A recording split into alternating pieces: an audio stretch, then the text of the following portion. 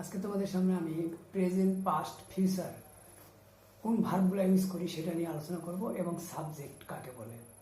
যেমন দেখো, প্রেজেন্ট টেন্সের ক্ষেত্রে am is are, am is are, are am, are is am, are is am, am is are, are am is are is am, are is am. তারপর যেমন দেখো past টেন্সের was were, was were, was were, was were. তারপর দেখো future টেন্সে will be, will be, will be, will be, shall be, will be, shall B.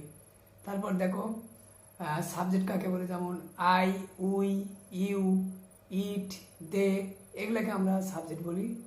আসলে আশা করি তোমরা বুঝতে পেরেছ ভার্ব কাকে বলে, past tense, present tense, future টেন্সের ভার্বগুলো বললাম এবং সাবজেক্টগুলো কাকে বলে সেগুলো বললাম। আশা করি তোমরা সবাই বুঝতে পেরেছো। আজকে আমি এখানে শেষ করছি, নেক্সটে অন্য কিছু নিয়ে আলোচনা করবো। তোমরা সবাই ভালো থাকো। Thank you very much, bye, আল্লাহ হাফেজ।